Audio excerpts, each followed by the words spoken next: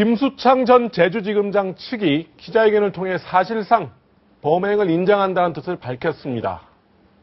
줄곧 범행을 부인하더니 무엇 때문에 마음을 바꾼 걸까요? CCTV를 통해 김수창의 당일 행적과 심리 상태 짚어보겠습니다.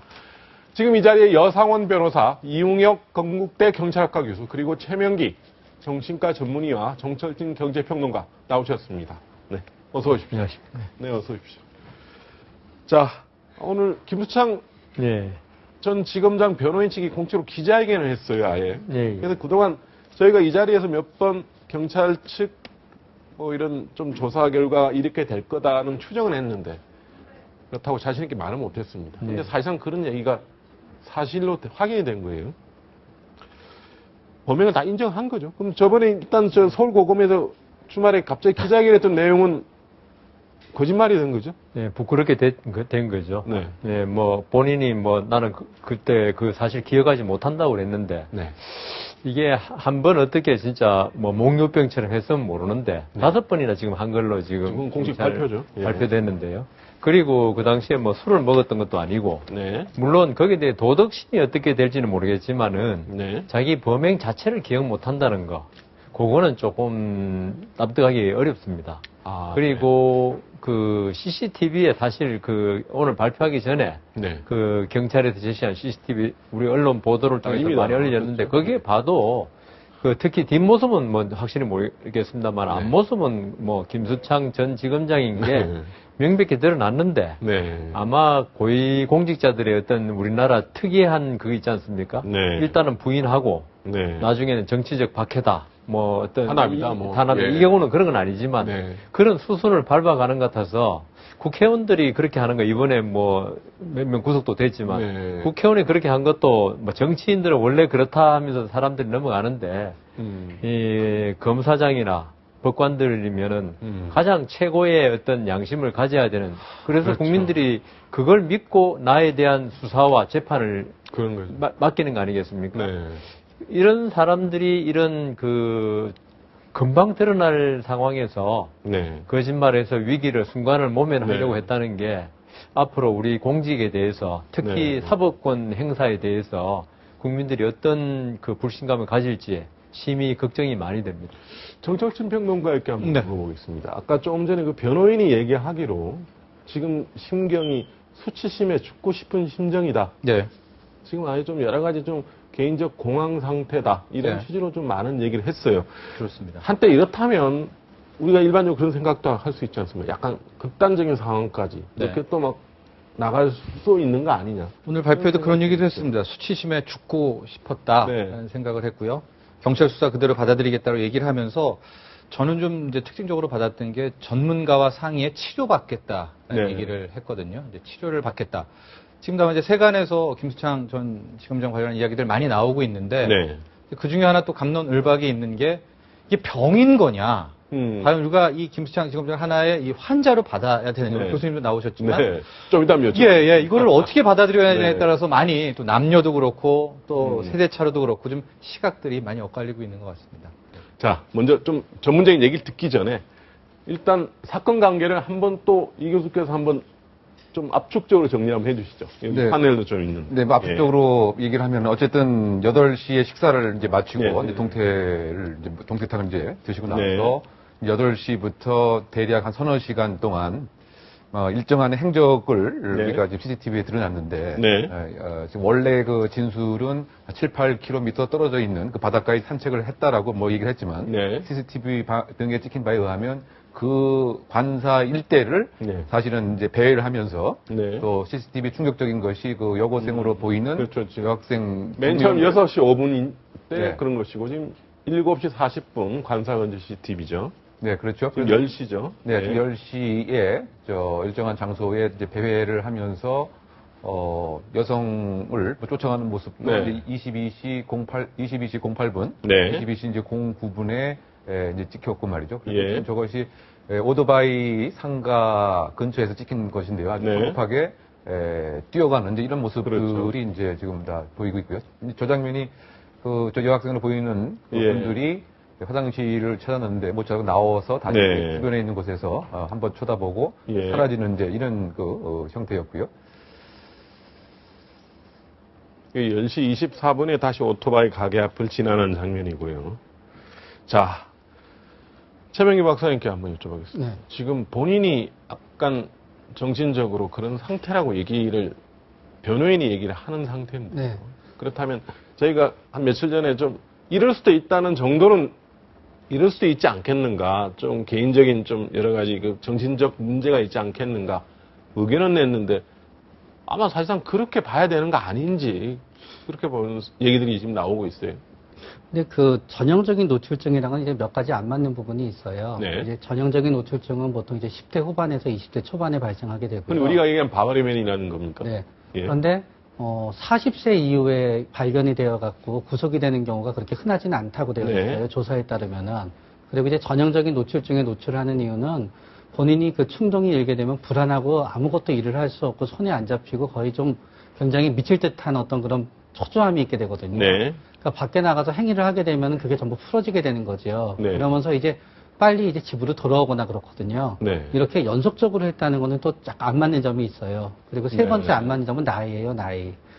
만약에 과거에 만약에 이런 일이 있었다고 하게 되면은 네. 아마 지금쯤에서는 옛날에도 이런 일이 있었다든가 뭐 그런 정보가 나와야 되는데 아무것도 나오고 있는 건 없거든요. 그렇죠. 그러면 만약에 진짜 변호인 책 얘기가 맞아서 네. 이전에 이런 일은 전대로 없었고 50세 후에 지금 처음 생겼다라고 네. 가정하게 되면은 그때는 원칙적으로 제일 먼저 의심해 보는 거는 뇌에 어떤 문제가 있지 않았었나를 의심하게 돼요. 그 순간에. 네. 결국 우리가 뭐 성욕을 갖다 좌우하게 되는 뇌의 부위라든가 아니면 판단력을 좌우하는 부위에 예를 들어서 조그만 종양이 있을 수도 있고요. 아. 보통 이제 위암이라든가 폐암이 머리에 옮겨가게 되면 조그만 종양이 나타나게 되는데 이게 암이 전이가 되는 거죠. 네, 암이 전이가 돼서 그런 증상이 있을 수도 있고 순간적으로 뇌경색이나 뇌출혈이 조그맣게 있게 되면은 축두엽 간질과 유사한 증세가 있게 돼요. 네. 그럼 다른 사람들이 보기에는 아무런 이상이 없고 멀쩡한 것 같은데 네. 본인은 그 순간이 진짜 기억이 났다 안 났다 하게 되면서 본인이 원래 하지 않던 행동을 하게 돼요.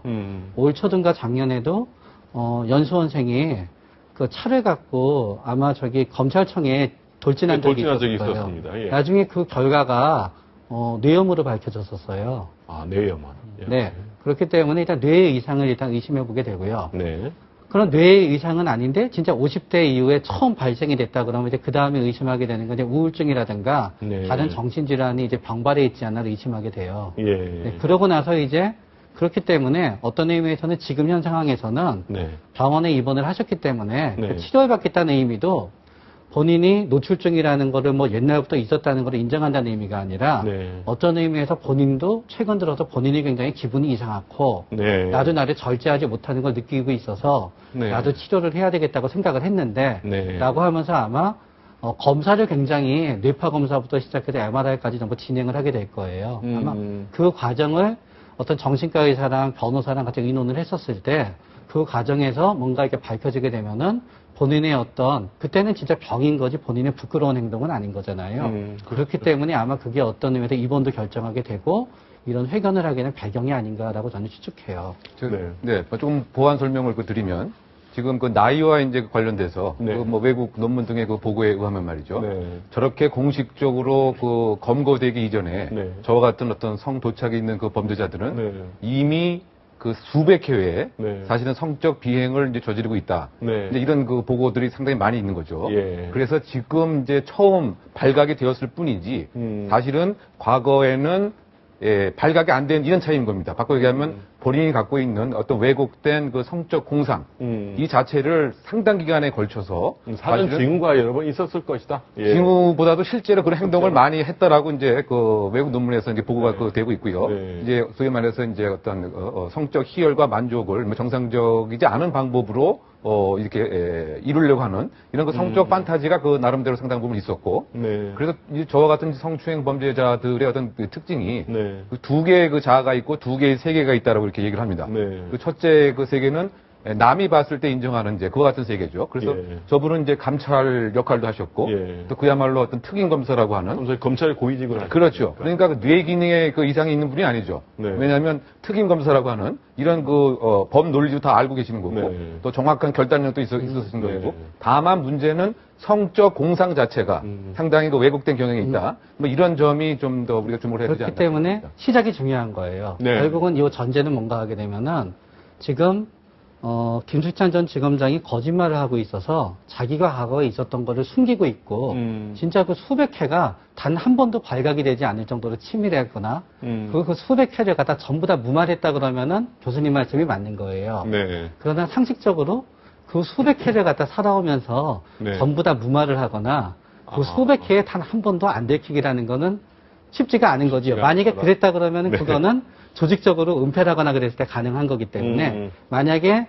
김수창 전 지검장의 말이 아니라고 가정하게 되면 교수님 말이 전적으로 옳은 거고요. 만약에 김수창 전 지검장의 말과 당시에 기억이 났다 안 났다 말을 진실로 받아들이게 되면은 그때는 뇌를 먼저 해야 되는 거고 뇌의 문제라고 하는 것도 그분이 그 문제가 2년 전, 3년 전부터 생긴 게 아니라 두세 달 전부터 영향을 갖다 미쳤다든가 한 달 전부터 영향을 미쳤다 그러면은 그 전에 임무의 수행에는 아무런 영향을 주지 않게 되거든요. 결국은 그런 차이가 있게 되는 거죠. 예, 제가 그 뭐 법관으로서 한 23년 근무했습니다만 그러셨죠. 우리나라에서 지금 일반 국민들이 많은 오해가 네. 고위공직자나 이렇게 법관 검사들은 좀 사람이 완벽까지는 아니지만 뭔가 우리가 다르다는 걸로 좀 많이 생각하죠. 다르다는 건 문제가 없을 것이다. 네. 그런 오해를 하는 게 아닌가. 왜냐하면 법조인들이 네. 공부는 잘했고 할지라도 이 공부 잘한 거하고 이 어떤 성격상의 문제는 전혀 별개거든요. 네. 우리 뭐 의사 선생님 계시지만 그렇죠. 그러니까 그 자기 공적인 생활에서는 아무런 하자가 안 드러날 수 있는 분이 많습니다. 제가 아는 분만 해도 네. 제가 우리 제 연수원 동기인데 네. 그 우울증으로 자살한 분도 계시거든요. 예. 작년인가에 예. 대구지법에서 모 부장판사인데 네. 부장판사가 자살했습니다. 우울증으로. 그리고 제 주위에도 우울증으로 고생 많이 하다가 근데 그분들이 재판이나 여기 대해서는 아무런 문제가 없어요. 맡은 일은 다 잘하시고. 예, 맡은 일은 잘하는데 네. 어떤 사적인 생활로 들어가면 우울증이 있는 겁니다. 그리고 이 법조인들이 이런 기재가 많이 나오는 게 주위에 과도한 그 기대. 그렇죠. 이게 어릴 때부터 그런 기대를 많이 받고요. 그 다음 법관이나 검사가 돼서 받는 스트레스가 엄청납니다, 사실은. 이제 주위에서 볼 때는 뭐 법관 검사면 뭐 행복하게 지내는 거 아닌가 싶은데. 뭔가 세상 다 이렇게 다 얻은 예, 뭐 갑이고. 네. 예, 그런데 그만큼 또 책임감도 크고요. 그래서 이 법관 검사들이 그 일반인들이 모르는 스트레스를 엄청나게 많이 받습니다. 그래서 제 생각에는 그 평소에 그런 기질이 누구든지 조금씩은 다 있을 겁니다. 근데 그게 어떤 기전에 의해서 트리거라 그러나요? 그게 현실화되느냐 안 되느냐 문제고. 그렇죠. 그 아까 김수창 검사 거짓말 했다고 그러는데 제 생각에는 아마 그 검사장 차관급 공무원 아닙니까? 그렇죠. 되는 분이 이런 일로 진짜 죽고 싶다 할 정도인데 네. 그런 걸 갖다가 나중에 밝혀지더라도 그걸 자기 입으로 처음부터 이야기할 수 있었겠냐? 저는 그런 생각이 듭니다. 참 아쉬운 게, 이게 참, 정철님 평론가에게, 아까 좀 전에 이제 이 변호사께서 얘기하셨지만, 이런 정신질환 가능성은 충분히 얘기할 수 있고 지금 얘기하고 있는 상황인데, 얘기하신 것처럼, 처음부터 왜 이런 얘기를, 아쉬운 게 이런 거 아닙니까? 처음부터 솔직하게 이런 얘기를 한번 했었으면, 이렇게까지 얘기가 번지지는 않았을 텐데요. 분명히 처음엔 거짓말이에요. 그렇습니다. 그리고 초반에 입건됐을 때도 본인의 이름 얘기하지 않고 네. 동생 주민등록번호를 얘기했어요. 아마 사건 첫날, 이튿날까지 시인을 했었으면은 여기까지 오지 않았겠는가. 그리고 또 국민들의 반감도 이렇게 크지 않았겠는가. 처음 최초 여고생 앞에서 했던 그 음란 행위 한 건으로. 지금 벌써 3일, 4일 버티면서 5건까지 늘었고요. CCTV는 더 공개는 안 됐지만은 이미 굉장히 이야기가 증폭되지 않았습니까? 관련해서 또 의원 면직, 뭐 법무부에까지 화살이 지금 돌아가고 있는데 저도 제일 아쉬웠던 부분이 물론 저도 아마 그때는 너무 당황하고 또 무섭고 그래가지고 입장을 바꿔놓고 했겠지만은 그러나 아마 빨리 끝냈으면 빨리 시인하고 문제를 했었으면은 오히려 이런 후폭풍은 더 크지 않았을까라는 생각을 제가 볼 때 이런 거 참 사람들이 어리석은 같은 게 이게 곧 드러날 건데도 우선 내가 거짓말하면 이 순간 봉변을 모면할 것이라는 생각을 가지는 거예요. 그리고 선생님 계시지만 우리나라의 지금 문제가 어떤 이런 정신적인 마이너한 그러니까 네. 단순한 문제가 있을 때 이걸 빨리 자기가 밝히고 네. 치료를 받으면 이런까지 안 오는데 네. 우리는 옛날부터 좀 미친 사람이라는 이런 게 네. 사실은 미친 게 아니거든요. 어떤 네. 뇌의 어떤 기질적인 문제로 생기는 건데. 뭐 이건 조금은 병이라고 생각하면 될 수 있는 병이라고 생각해도 치료받고 하면 정상으로 돌아올 수 있는데 이걸 고위 공직자가 될수록 네. 자기가 이런 문제 있다는 걸 드러내는 분위기, 사회 분위기가 아니다 보니까 네. 이게 계속 악화되고 그래서 지금 아까 앞에도 네. 전원책 변호사님 말씀하셨지만 지금 고위 검찰의 공무원들이 계속적으로 이런 문제가 생기는 네. 이유가 어떤 이 정신적인 문제를 그걸 솔직히 털어놓고 나는 이런 문제가 있으면 치료를 받아야겠다 이런 분위기가 안 된다는 겁니다. 어디 공개적으로 얘기하겠습니까? 네, 저는 뭐 강조하고 싶은 것이 이제 뭐 이것을 어떤 병적으로만 이렇게 바라볼 것이냐 그런 점은 조금 조심해야 될 것 같아요. 네. 왜냐면 비슷한 맥락이 우리가 아동을 대상으로 한 성범죄자들을 소위 말해서 아동 뭐 소아 기호성 뭐 환자다 이렇게 얘기하는 경우가 있거든요. 그것도 정신질환을 본다는 겁니까? 아니 그러니까 그렇게 보는 것이 좀 정확하지 않다는 거죠. 아. 사실은 그게 네. 끔찍한 그 아동을 대상으로 해서 네. 여러 가지 형태의 성적 비행을 하는 비인간적인 범죄다. 범죄다. 예, 그렇게 봄이 일단은 타당하고 왜냐하면 지금 이제 이와 유사한 범죄를 이제 국내에서 하는 그 건수가 부지기수거든요. 네. 그러면 이제 그분들한테는 어떤 이렇게 우리가 뭐 병이다 치료해야 되겠다. 뭐 이것을 더 우선시 두는 건 아니란 말이죠. 분명히 어떤 반사회성 문제가 있는 분이 범죄를 했다. 네. 뭐 이렇게 이제 보는데 예. 지금 이제 그 이분에게 있어서는 우리가 그런 생각은 좀 덜 갖는 면이 좀 있는 것 같아요. 그래서 바꾸어 얘기하면 사회 계층에 따라서 범죄의 양상이 달라진다는 것이 아니죠. 누구나 범죄의 성향이 있을 것이고 그와 같은 경향이 있고요. 네. 그런데 이분이 우연히 이제 지검장의 역할을 했다. 그래서 어쨌든 처벌 자체는 엄격하게 해야 할 필요가 있는 것이고요. 네. 그 법 제도 내에서 이제 필요하면 이제 치유도 물론 당연히 있어야 되고 제가 아까 이제 외국 관련돼서 설명을 드린 것은 이런 분들이 성적 비행을 실토하지는 않습니다. 바꿔 얘기하면 다 이제 거짓말을 하죠. 그래서 저는 아니 그러니까 성적 비행이 밝혀지고 난 다음에도 내가 지금 어떠한 성적 비행을 지금까지 했고 횟수가 얼마였고 전모를 얘기하지 않는다. 그렇죠. 네. 그래서 이 치유에 있어서 외국에서는 치료하는 프로그램에 심리 치료가 정신과 전문의 네. 플러스 거짓말 탐지기 조사관이 함께 이제 참여를 하죠. 네. 왜냐하면 정확한 치유를 위해서는 이분이 어떠한 형태의 성적인 비행이 있었고 어떠한 특이한 성적 취향이 있는가를 먼저 정확하게 진단을 해야 되는 거죠. 그래서 그와 같은 정확한 정보를 이끌어내는 방법으로서 이제 거짓말 탐지기를 이제 사용을 해서 이제 하고 있거든요. 그래서 그 얘기는 결국은 이 치유 자체가 그렇게 이제 간단한 문제는 아니고 사실은 이렇게 종합적인 그와 같은 방법이 있어야 되고 이것은 이분뿐만이 아니고 지금 우리 사회에 있는 여러 형태의 성범죄자들에게도 동일하게 적용이 돼야 된다. 뭐 그런 걸 강조하고 싶습니다. 근데 이 경우엔 조금 생각해봤으면 하는 점은요. 사실은 예를 들어서 파킨슨병이라든가 조기 치매 같은 경우가 처음에 성적인 문제로 나타나는 경우도 있기도 하고 그렇습니다. 그렇기 때문에 현재로서는 진단을 조금은 생각해봐야 된다고 생각을 해요. 만약에 MRI라든가 뇌파 검사에서 아무 이상이 나오지 않을 수도 있습니다. 아무 이상이 나오지 않으면 이제 그 다음 해서 저희가 문제를 하고 봐야 되지만 만에 하나 뇌파 검사에서 이상이 나온다든가 만에 하나 MRI에서 이상이 나오게 된다 그러면은 여태까지 얘기했던 모든 부분이 다 의미가 없어지는 거예요. 그렇기 때문에 아직은 저는 어떤 여기에 대해서 얘기하는 거에 대해서 일단은 병원에 입원을 했으니까요.